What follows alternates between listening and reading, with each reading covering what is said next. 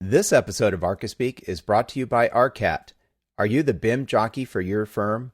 Are you used to the grind of using broad search engines or searching manufacturer sites only to find they don't have BIM? Are you wrestling with outdated or poorly built objects? It's time to use Arcat.com. Arcat is a free library of over 7,500 BIM objects and systems, all available in multiple formats. Even better, each object is high-quality BIM based on actual manufacturer products. You don't even have to register to access Arcat's BIM library. Just head over to Arcat.com, that's ARCAT.com, and start downloading the BIM objects you need. And don't forget their new Revit plugin, BIMinit. Come on, Cormac, sing it. Sing it. BIMinit. BIMinit. BIMinit, which allows you to access Arcat.com's huge library of free BIM objects. Yeah, those 7,500 we just mentioned. Families and systems, all without leaving Revit. So check that out at Arcat.com, and thanks to Arcat for sponsoring this episode of Archispeak. Computer, what's the future of architecture? I don't know that. Welcome to Archispeak, the podcast that talks about what it's like to work in the profession of architecture.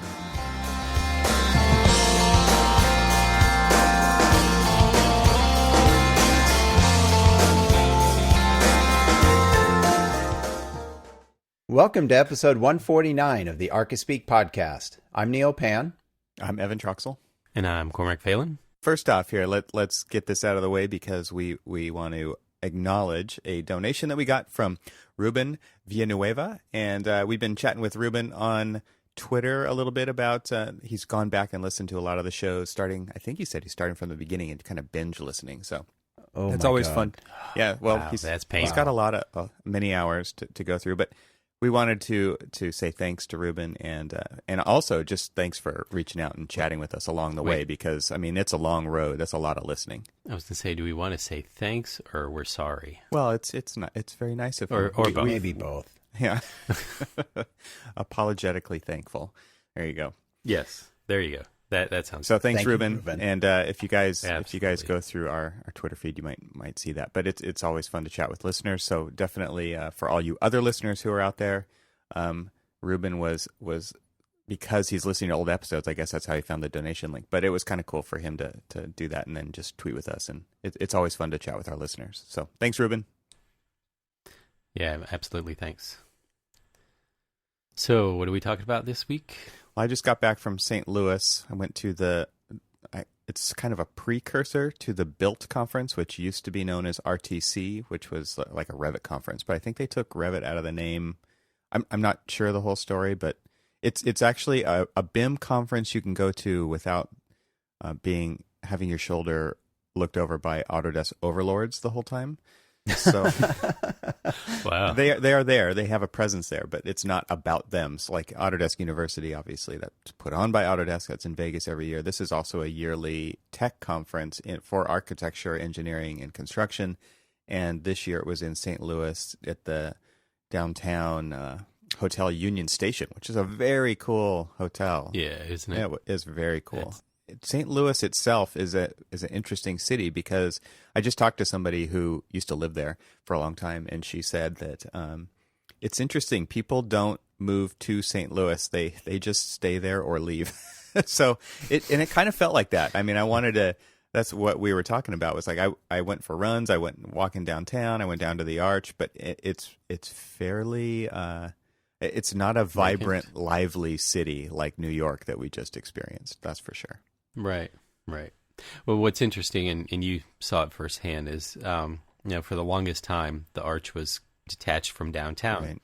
and so you were there and you could see the Arch, but you couldn't physically engage it and walk over to it. And with them capping over the interstate and creating that park and going from, I guess, the old City Hall building out to the Arch and making that this big grand gesture, and then the new museum. Right. That's what they're hoping for. Is they're hoping to be able to have more tourists engage in downtown. So they're spending a lot of effort to do that, and I'm excited to go back later on and see, how it goes. And because going there and doing the project that we've been working on, I got to go to the arch, but at times the arch wasn't open, so I couldn't go up in there. And they had been working on the museum for, what is it, the Museum of Westward Expansion? Yeah, Jefferson's like Memorial of Westward Expansion, something like that. That's it. Yeah, which looks like it's going to be a great space. It's kind of carved into the ground underneath, right in underneath the arch and everything. Were you able to go there? Yep. Oh, so how was it? It's awesome. Really well done. I don't know who the architect is. Do you? I know who the designer was, and that was James Carpenter and Associates. Oh, it's really well done, I have to say. And like you said, it's kind of connected to the courthouse, not the courthouse. Yeah, the courthouse up there. That's what the dome building is. And then this big landscape gesture, and it's very pedestrian friendly. Obviously, they're trying to encourage people to hang out there. And then you come up to this kind of semicircular cut in the ground, and you can enter on either side of the circle. There's kind of a plaza in the middle, and there's this big glass facade that's curving with lots of stainless steel. It looks like it's really, it's going to last a long time. It's super nice, beautiful. And then you go into the visitor center, you buy your tickets, you go through the TSA style security thing, and then because you're what's neat about it is that the entire museum is subterranean. And you can tell that they've put a lot of thought into this because you kind of go through this procession of history of westward expansion. That's what the arch is symbolic of. And that was, if you kind of go back in history and look at why this thing is even there, they had a design competition to symbolize westward expansion and to raise up what was going on there on the Missouri River waterfront, because it was just a dilapidated area. It was in really bad shape. And so this was one of their ways to kind of inject some new life into the city right there. And so they had this design competition, but the westward expansion is the whole idea behind it. And I think that the arch is kind of a beautiful symbol of all that, because it's this gateway, right, of moving from east to west. And what's so neat about this procession, subterranean procession that you go through, is they've got like stagecoaches and all this amazing history down there. And they talk about all the Jefferson's plans, and you get all the way through this thing, and then you get to the design competition. And what my friend said was that they never had anything in there, because previously you would just go to the arch and there was like these two ramps that kind of are in axis with the arch, so not perpendicular to the arch, but with the arch, so where you could go down underground, and they had nothing about kind of what the competition was all about, the design or anything, and now they do. So you get in there and you can actually see the other proposals for the competition. You can see one of the original models from Saarinen's office that's about 6 feet tall. It's this beautiful scale model of the arch. Which was their Daddy Saarinen's entry? Yeah, they had all of them. They had all of them in there. So I'd like to. It was pretty cool. But it's also kind of obvious when you look at it that they picked the right one. It's interesting to see the very different ways people thought about this. And obviously this design was probably the most daring. But it's one of those things where you look back into the way that architecture offices used to operate, with lots and lots of physical models. And Saarinen obviously has many grand designs that are built, but this one I think was so daring in the way that not only is it this beautiful symbol, and it's simple, and it's very much of kind of a look forward into what architecture could be, but it's also inhabitable. So you can go up into this thing, and that's an amazing thing. Because it's all about the experience at that point. Like you get to experience it from the ground level, and you also get to experience it in so many other ways. But it always just baffled me. When people are looking at that, I just would love to have gotten into the judges' heads of like, okay, I see all of these different designs, and here's this never seen before kind of stainless steel arch. Massive, at a massive scale, and they're just like, yeah, I think that one will work. How much of the conversation was, that'll never work? Exactly. It probably, it was just like, There's no way that that'll work. But I wonder. as much daring as it took for him to submit that, took them equal amount of daring and nerve to like be able to pick that one and say, yeah, this is what we want. And I mean, honestly, I think we're all better for it. Think about like the technological advances that this guy made just doing that. Yeah. I mean, it was pretty amazing stuff, but just, I mean, you see some of these just like amazing, daring pieces of architecture that you look at and you're like, how the hell is that standing? And you go back and you just wonder, it's like, how the hell did they pick that as the one to do? Because that took some guts. Yeah, it did. And what's interesting too is just kind of the lifespan of the whole competition. I won't get into it really here, but we'll put a link to the Wikipedia page or something. But interesting because I think that the competition was submitted in 1947 and it was built in 67, I think, something like that.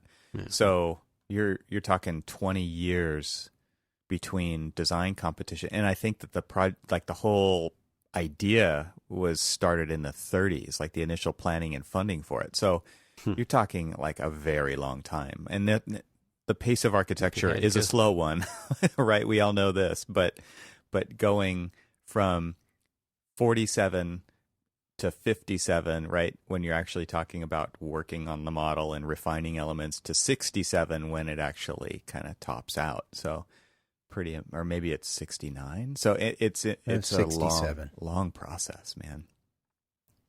So Open anyway, to the public on June 10th, 1967 for those that are curious. Yeah, 20 years from when they entered the competition to opening. Crazy. So anyway, now, I mean, you get to experience all that. So you get to see that whole history, which I think is fantastic. Obviously, there's a gift shop down there where you can buy many arch-related things. And then you go up into the arch if you've paid for the ticket for the tram. They call it a tram. It's kind of a interesting elevator-like system where it kind of starts underneath and then goes up into either the north or the south leg of the arch. You can pick which one you want to go up, and it kind of recalibrates as you go up to get it back to level. It's a mechanical system. It's really interesting. And there's actually a little bronze model of that as well in there. So if you're interested in conveying systems or anything like that are particularly unique, it's interesting to see. And then I got all the way up there, and it had been like crazy thunderstorming on and off all day, and all the windows were fogged up and you could barely see out the windows. No. So I would think that, it's a really cool experience to get up and down and be up in there. You're 630 feet in the air when you're up in there, and you're in the cross section of this triangular arch, and not triangular in overall shape, but the cross section is triangular. And it's so interesting to be up there and look out these little windows and kind of lean out. They've got like these carpeted areas where you actually lay your body on to look out the window. And it's interesting because you can look straight down. You can look totally below, or even it feels like you can look underneath and behind you almost because of the perspective that you're at up there and the field of view. So there was like a couple little areas where there was little clear spots in the glass, and everybody who was up there at the same time was kind of clamoring to look through those. Otherwise, it was almost impossible to see out because of all the condensation on the outside of the glass. You couldn't like wipe it clean or anything.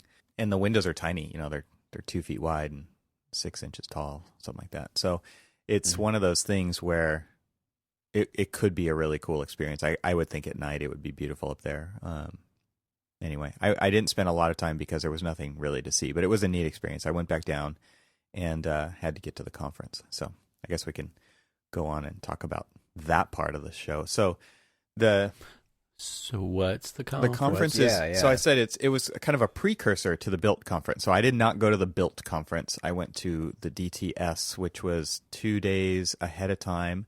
It's Design Technology Summit, and it was, I think, 40-person max, and you had to apply to go. And so wow, I was accepted to go into that. There was maybe 25 people there, so they definitely have room. So if anybody who's listening to the show is really into design technology for your firm, and you want to be in a peer group of people who are kind of thinking about the future and where it's headed and sharing information about that kind of stuff, you should definitely apply. I don't know where the conference is going to be next year. It does move around, but it is a great experience. And so I would encourage you to do that, because you are in a group of, digital practice people, design technology people who are in the HKSs and the HOKs and those kinds of firms. So you can really kind of get a handle on what's going on, and everybody talks really candidly. It's pretty cool. So the Design Technology Summit, like I said, happens 2 days before, so that all those people could have the opportunity to hang out and go to the rest of the Build conference as well. So we have people from my firm who went or going or who did go to the Build conference. So I didn't stay for that part of it, but I might try to do that next year. We'll see. Anyway, I think the topics were really interesting. So there's kind of like the tenets of what the Design Technology Summit is all about, and one of those is working towards a model-centric workflow. And so what else is needed to get us to that point? What are the roadblocks? What could we ask technology or software vendors to implement to help us get there? And then just kind of talking candidly about what the different roadblocks are that are out there in the world. What are they? Well, there's a lot of them, right? I think we're getting a lot closer to where that is, but this is one of those things where we deal with agencies who still are 2D paper-based, right? So that's a big one because of the way that we have to submit our stuff. And then there's the construction side of it, which we're seeing less and less the need to be paper-based, right? A lot of contractors do their own BIM modeling based on our BIM modeling too. And I know BIM modeling is a little redundant, but it sounds better. I believe it. But it's one of those things where contractors build these things because they want to do all the clash detection before they build it and make sure that they don't necessarily trust what we're doing. And that was one of the big topics, actually, was this. It's sort of their job. It's this low trust environment. I mean, one of the things holding us back is the how can we raise the level of trust between this? How can a contractor be assured that they're getting a federated model with 100% integrity, right? And things aren't faked, and there's no dummy crap in there, and everything actually has the I part of BIM, the information attached to it, so that they could build from it. So one of the outcomes is we have to build really strong, no shortcuts models. And I'm not saying we have to build them to the highest level of detail, but they do need to have the right information in them, and they can't have shortcuts taken, and which we do all the time. The deadline gets closer. You want it to our job is to make it buildable from the 2D paper, right? Not the 3D model. Right. So there's all kinds of liberties taken to get it to that point, especially when you start throwing people at the project because the deadline is getting there faster and they don't necessarily know the standards of the project. And these are things that we all deal with, right? Well, I think the problem there is that we know that we're creating a 2D document. And so that's why we spend the time to make the 2D documents look right and not spend a lot of time or put a lot of effort into making sure the 3D model is fully right. Yep. And you're right. So, getting away from, if we start to rely more on building off of the 3D models, then I think we would probably spend more time making sure that effort is where you're saying it needs to be. Yep. Yeah. So I have a question about that. Yeah. So, I like the idea of building a model, having it built from a model, right? But you mentioned actually one of the roadblocks is agencies or our agencies. Mm-hmm. So I'm wondering if we're building models and we're only focusing on the architects and the contractors here. Maybe that side works, but how do we get the agencies to be able to plan check a model? Was that discussed? You want to know the hard truth? Well, I'm being curious. The people who are there right now doing the plan checking need to retire, or they need to be trained. But once newer people come into that side of the profession, the plan reviewing and the permitting and all that other stuff, once we have younger people who are trained in the kind of software that we're putting buildings together in, you probably are going to start to see a shift towards that direction. You have to have somebody But from that until side pushing for that. Right. So they have to realize and the that's value the problem in it. right now. And we have to continue to talk about the value in it. And they actually have to realize the value in it for that to begin to happen. And I think, and what's interesting is it is happening in certain jurisdictions, in certain places around the world. There was a company at one of the old Autodesk universities that I went to where I think it was a Norwegian engineering firm that did infrastructure, and they did a dam, and it was a damn good project. I'll just say that. But it was entirely digital. It was all the entire planning, the modeling, the submission, all of the shop drawings went back and forth. Everything, there was zero paper, and that was their claim on the project. Wow. Was there was zero paper, and it was a huge project. They did all of the computational analyses on it, for flow. I mean, you're doing really intensive studies to make sure that the infrastructure is going to perform correctly, that the water moves through it correctly, that they're using it for power generation. So there's all kinds of stuff going on that you couldn't even do on paper anyway. So it made sense. But there's lots of other examples of this kind of thing happening out there as well. And they're called EPCs, engineer, procure, and construct. These are the types of firms. They are the huge firms that most people don't talk about because they keep everything really close to the vest. But they're the companies who are doing it all. It's a single entity. They're designing, they're buying, they're building, punching, starting up, turning it over. They're doing it all. They own the building. But they just don't talk about it because it's highly competitive process, and obviously they have lots of intellectual property buried in that to make it happen.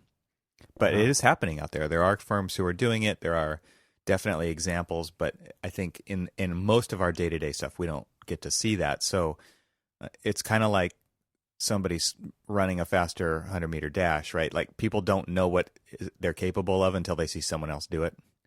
And so now all of a sudden the record is shattered, or whatever the latest marathon record is, like nobody thinks this certain time is possible until somebody does it. And then all of a sudden the record gets shattered over and over and over again. So it's kind of like that for this. It's the next big frontier, I think, for the type of work, especially in these larger projects that we're doing, not necessarily single family homes or anything like that, although that would be great, but they're tending to be you need the high sophistication contractor to be able to pull this off. You also need a high sophistication level with the entity that is overseeing all of the code compliance. And so those are the things that we're dealing with that specific topic. I'm curious also, and I think you've mentioned this before, Evan, maybe you can remind me about this, but I wonder how much of the plan check process could be automated. Yeah, we're starting to see that. I think that, obviously you can run structural analysis you could do fire and life safety type stuff. You can definitely do egress requirements.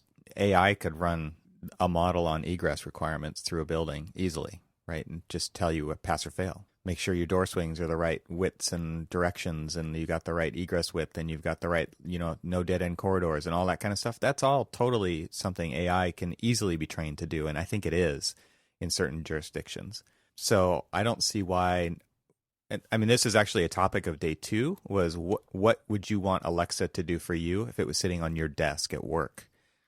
And one of the things that I would love to see is just a continual code check, right? Make sure that your design is within code for any number of things. Why not? Right.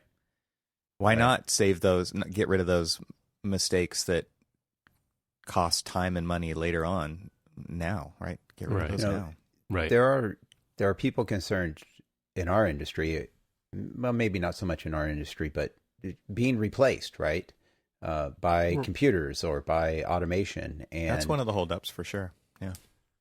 But I also think that this is pretty exciting because what I see the AI if we're talking about the plan check process here doing is not necessarily, I mean, one of the bottlenecks here is sometimes interpretation of the code, and then other times just the sheer workload volume, right? I've a project that I'm not getting plan check comments back from the fire because there's 8 other projects in front of him he's got to get through to get to ours. And so maybe if some of that stuff could be checked with AI in models automatically, that instead of being 8 in front, your project's ready to be looked at tomorrow. I agree. So I'm not replacing anyone here, but I'm speeding up the entire process, because that's one of our problems right now. It's also allowing getting things built. It's allowing you to do what you want to do versus what the mundane kind of have to do's. Sure. That's true for plan check, for architects, for engineer, for anybody, right? Right. That is probably the biggest attractive thing about AI, is that it can do things that I don't want to do, so that I can spend time where I'm valuable, which is in design or ideas or right. Well, it would be really interesting to test this concept out, because in the codes there are tons of exceptions, and there's a lot of times where we're looking for those exceptions to be able to do things that we want to do, that typically the code wouldn't allow, except for these exceptions. Yep. And it would be say, interesting. Well, you can do this or that, and then you pick one, right? You have the ability to have it present you with an opportunity to make a decision, and you make your decision based on that, and then the model starts from that point and goes forward, right? Like the calc on the model continues once a decision has been made, right? But at that point, it stops and presents you with, well, you could do this, this, or this. What do you want to do? I mean, we're already seeing that now with projects like Project Fractal from Autodesk, where you can load in a bunch of design constraints using Dynamo, and so you could put in a property line, you could put in maybe a max height on your building, you could put in some zoning setbacks, and you could put in like some various program and say, show me all the design iterations that you could possibly do within this space, but limit it to 10,000. Let's just use a low number like 10,000, right? And it'll take 30 seconds to do that. Okay. and then you can go through the 10,000 options if you really wanted to and say, wow, 9,900 of these really suck, right? They're nothing I would ever do. Now I've got 100 to work with, and I could, from that 100, do a critical analysis in 10 minutes and say, I'm going to go with these 3 as a starting point. So in 15 minutes, you have accomplished more than like a human could ever do, right? We could do a few, in 15 minutes, you could do one scheme, right? You've got something to go off that is based on rules, based on hard constraints that are great starting points for you to begin your creative process. And that's nothing to be scared of, I don't think. That's something where it's like, wow, that's an advantage. That gives me an advantage. It just did a bunch of stuff that I couldn't do, didn't really want to do, but it got me to a starting point much quicker so that I can base my ideas off a real, something that could actually work, right? I think if you stop even thinking about this just from an architectural project standpoint, as far as like the hard building, look at it from a project management standpoint. Wouldn't you like to say, here's the budget, here's the people, here's the deadline, figure out my schedule, right? Oh. Why wouldn't you take advantage of that? Nobody wants to do that, right? Or here's all the people who could do the project, build my team. Right? Why give me 3 options for a team based on availability, who needs certain opportunities for career development, who is the best fit for this project, who's the best team? Why wouldn't you take that kind of insight to something where it's like, yeah, I don't want to do that. Staffing is a pain in the ass, right? So that was day 2, actually. So it's funny because these things obviously are all interwoven. But day 2 is all about AI and talking about if Alexa were on your desk, what would you want to ask it how to do? And I put that question out on Twitter, and I had a few people tweet back at me. It was kind of cool to see that because it was more than just what was happening at the conference. But I mean, if you really thought about if you had Alexa, tell me who needs training? Like it could just watch your Revit models and see who does what and say, well, here's some really cool training opportunities because these people keep screwing this up. That happens, right? Nobody knows everything, right? Mm-hmm. So who needs training? Let's see, what else What did were I... some of the other ideas that came up? Well, some I'm that I curious. mentioned, put together the best team.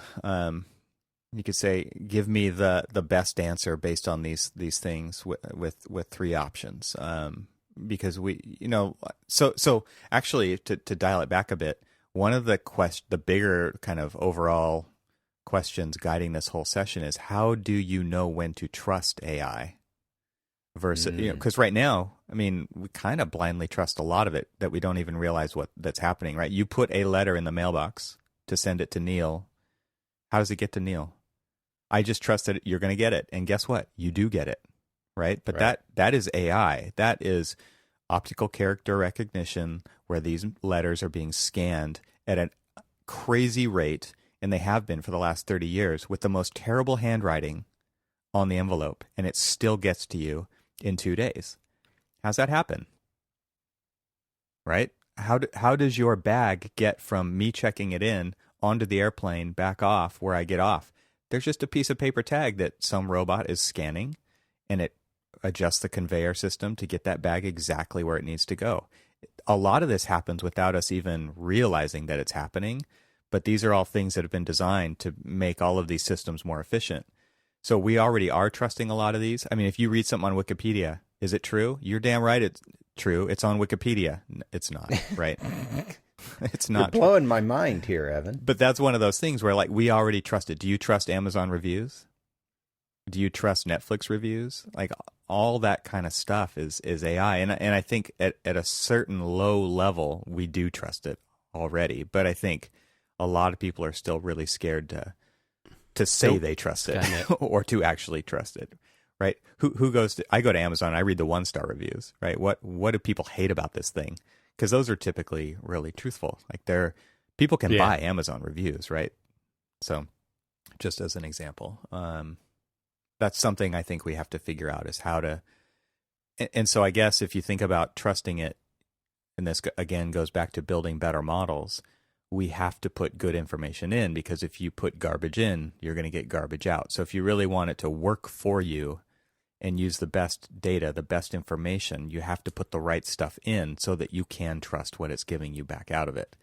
And so it's going to force us to be a lot more thorough and honest with the stuff that we put into our projects and the data that we put out into the world and into our profession, so that we can trust it. Because this is something that I think would benefit all firms kind of equally, but you know that everybody's going to be trying to develop this stuff on their own with their own secret sauce. But really, the more data you throw at a thing like this, at AI with machine learning, the more data you throw at it, the better outcome you're going to get. This really would benefit the entire profession to work on this together, because we all know, we've all read the reports that architecture is one of the lowest innovative professions out there, right? Below agriculture, below everything. Like, it's like the bottom 1, 2, or 3 industries where innovation happens. And it's things like this that are going to help put us back in the race, right? We're totally losing the race. But we have to be able to figure out how to adopt these things, but also get good information out of it so that it is useful. Otherwise, it's totally useless. So I'm going to take us. I have a question for you, Evan. Yeah. It all sounds great and fantastic, and maybe the future of our industry. But how do we distill this down to the bulk of our industry, right? The firms that are 4, 3, 1, less than 10, right? How do we get that, what you're telling me, down to that level? Because we mentioned barriers before. I think that's one of the barriers. Sure. Maybe Cormac's right. We just need to die off and let the younger generation come up with that technology, and they replace the one-person firms with this. But I mean, still the barrier's there, and the biggest barrier right now is the cost. Sure. Okay. It's that upfront cost of things. And if you're a, sole proprietor or, a really small firm, I mean, you've got to sit down and look at the hard numbers of being able to say whether or not that upfront cost is going to pay off. You're going to get that return on your investment, and they're going to look for the shortest return on the investment, or at least something that is going to increase productivity and things like that. And so, I mean, that's probably, I would say, one of the biggest hurdles that you have, and the learning curve, the learning a new software. Because I mean, hell, think about, walk around your office right now. I mean, we all have larger offices. Look at the older folks versus the newer folks, and look at their comfort level of, the use of the new technologies, which aren't really that new. I mean, Revit's been around for quite a while. I mean, look at, where their comfort levels are, and then, look at, who they're having to do a lot of like the more technology intensive stuff. Evan's probably an anomaly in a lot of cases where, you have a 40-something-year-old being the spearhead for, for technology. Yeah, I'm the old guy. A lot of time. Right. Yeah. I mean, honestly, a lot of time, you are, not to sound offensive. No, sorry, typically Evan. The old guy. Sorry. Shut up, Cormac. No, I said it. It's true, because my peers in the industry. Well, while I'm not completely an anomaly, most of my peers are quite a bit younger. But I'm also of the mindset that this is the future, and this is where I want to spend my time in our profession. And so I think that's what it really takes. It's just a mindset. But I think what's a great advantage to someone like you being a spearhead of this versus somebody who's younger is that you're able to see, especially now with looking at the, let's just say maybe late 30s through early 50s, class of people in the profession that didn't necessarily grow up with this kind of technology. You're able to understand both sides of the fence and are able to figure out how to get older folks and younger folks to be able to work on a productivity-based, technology, or an automated-based technology, or whatever, together, and be able to understand limitations and stuff like that. And like I'm looking at the project that I'm working on, and we've got varying levels of skills when it comes to Revit, but we also have varying levels of experience, and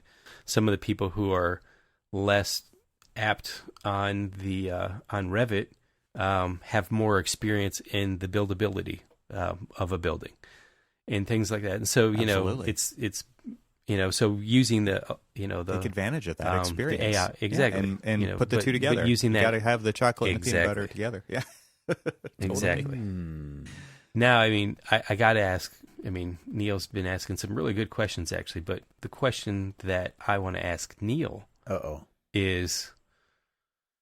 So, Evan's gone through all of this stuff. Do you think it is more likely that the robots will kill Evan first, or will they keep him around to be, a working drone for him? I think we're going for them. The jury's out on that. Well, it might have to take a while.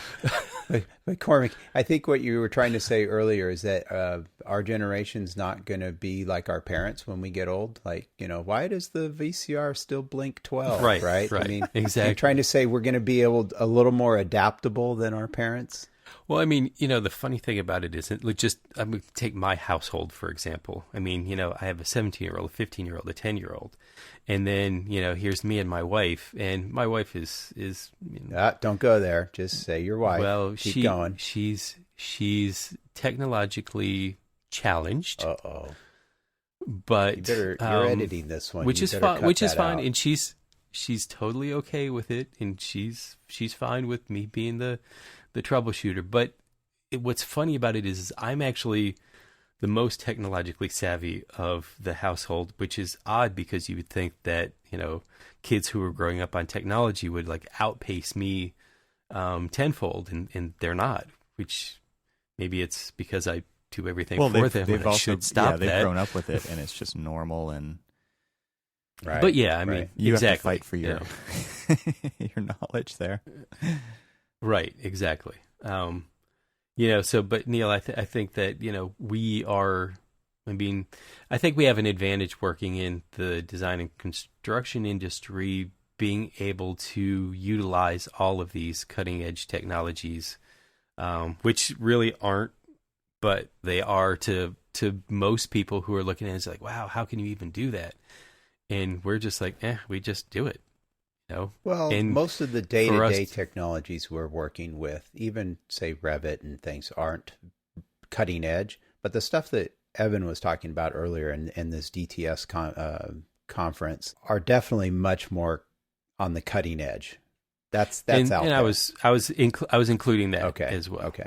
As part of that is like, you know, because if our industry's seeing that, and you know, with this summit, if they're starting to identify the future technologies that our profession's going to be using, I mean, we're not there, but we're getting to the. We all hope that we're getting to the point where we are going to be more cutting edge. That we are, you know, back to what we've been talking about this whole time. You know, when we're able to get the permitting department and the contractors and the architects and the owners all to be able to embrace more forward-thinking technologies to be able to become more productive, quicker in construction, possibly even cheaper in construction. Well, we have to do that. I mean, we have to be able Exactly. to use our technology to get better, faster, and less expensive, because everything's getting more expensive. Regulations are making things take so much longer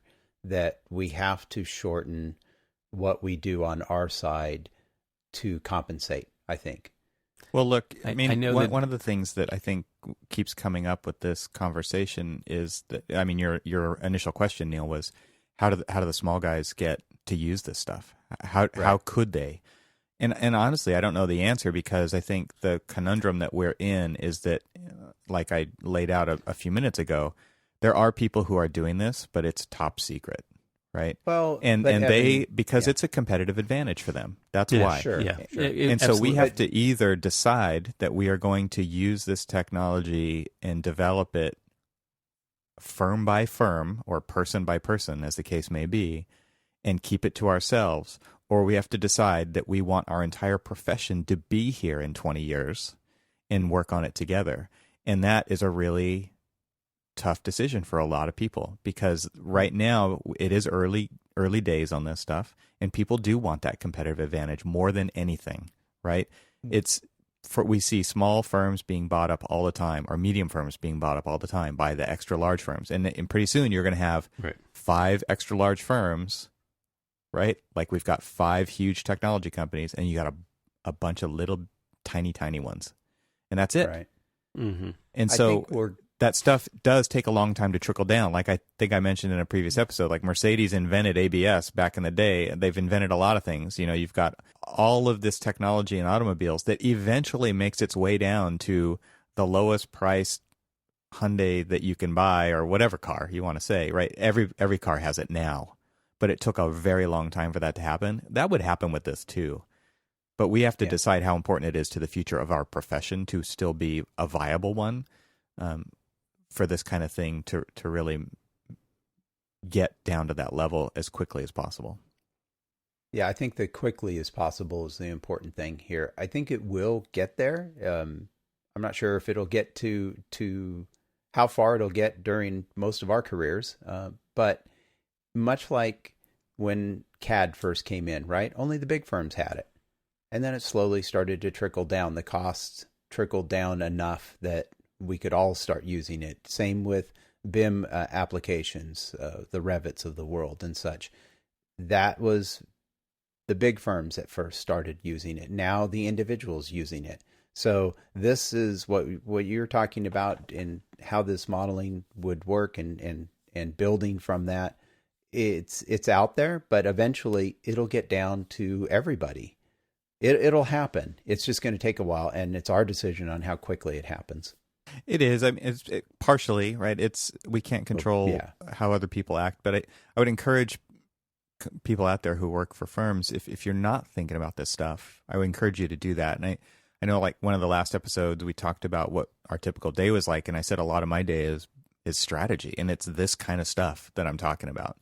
And it's thinking about, how does this apply to us? How can we contribute to the profession? How can the profession help contribute to us? What other firms' shoulders can we build on? Because we're late to this game too. I mean, there's companies who've been doing this for years and years and years. So it's something definitely to be on your radar. And because if you work for a large firm and this is not on your radar, you better find somebody quick, or else you might as well give up, because this is the kind of thing that it's the tidal wave that is coming. And if you're not ready for it, you do not want to be left behind in this. I mean, there's a lot of different initiatives out there that are like that, where if you're not doing it, you better figure out how you can start doing it very quickly, or else you're going to be irrelevant. So I can give you guys a couple other ideas here for the types of things that you could use this for, just that were just mentioned off the cuff. So let's see. Build a proposal based on previous proposals for an RFP, right? So just take the last 50 proposals that we've done and take a shot at building one that could be a starting point for this RFP. I talked about zoning, local requirements, code changes. I think our marketing department right now, like, marketing would how love much that. of your marketing department spends their time just starting from scratch every time? Oh, how about this, guys? What if these different systems, because usually marketing, proposals, and accounting are very different, say, systems in our offices. What if build that proposal, use the previous data that's over here in marketing for similar types of projects, and build my fee? Yeah, totally. Exactly right. How about cost changes immediately based on changing wall assembly types or whatever? Yes. I like that. How about balancing the workload based on the people on the project? Comparing an as-built laser scan to design intent. So like as a building is being constructed, continually scanning the building with laser scanning, and then comparing that back to the model to make sure that everything is going in correctly, or that one or the other needs to be changed. There's actually a company out there called Doxel that I think is backed by Facebook. So there's a lot of non-architectural tech companies that are really trying to zero in on our profession because of the lack of innovation, because they can fund that innovation. There's so much money in Silicon Valley that's happening. They're trying to figure out where they can capitalize on our profession. And an example of that is this company named Doxel, where they have this little rover robot that crawls job sites, just like Google crawls the web. They crawl it and index it. That's what this thing does to a building as it's going up. And it can identify whether the HVAC installer has reached the point where they said they would be that day, because it can identify whether ductwork has been installed or not. Right? So you're using AI for the purpose of seeing where their job is on track, who's doing what, who's not doing what. It's really interesting stuff. Well, what would be great is that application can be used as a real-time tracking of your percentages of completion, so that when you're reviewing pay applications and they say, we're 80%, like, well, are you? Right. But the funny thing, Cormac, here is that it's the contractors using this on themselves. Which is good, because, they're the ones who can track the profitabilities. And if they've scheduled everything out and they're saying, okay, in my 3-week look ahead, we've got this going in at this time, and then once this task is completed, we're going to start doing this, and then we're going to start doing this. They are tracking those milestones. They can track the productivity, they can track their profitability, and they say, look, if we can do this 2 days better or 1 day better, equates to, say, a 0.5% increase in our profitability. Hey, I have a question about this. How much do you think these technology companies are doing this? Because for the reasons that they recognize a problem in our industry, and they recognize it because these businesses, these tech companies, they need space, right? Yeah. Sure. I drive past Facebook to one of my jobs every week, and they're building very large buildings. Sure. And so they probably recognize, holy moly, here's a problem we have. They see those problems, they see those inefficiencies, and then they turn it into a product.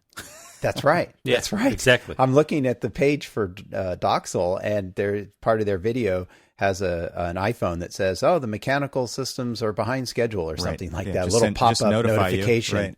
Yeah, like, holy Totally. smokes, this is incredible. Well, how about the more mundane stuff? This seems like super easy to me. I don't program this stuff, so I don't really know. But Google, Google already scans your email, right? If you have a Gmail account, they scan your email, and so if you have a flight coming up that you got a confirmation for, it's going to automatically put that in your calendar because it recognizes some string of text.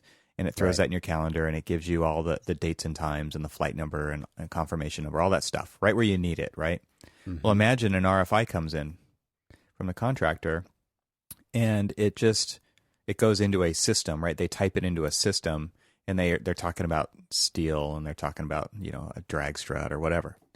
Well, why wouldn't that automatically get sent to the structural engineer? The contractor should not even have to say who it's for. But based on the language in the document, it knows who to send it to, and it automatically goes to that person, and it sets basically a timer when it has to be returned by.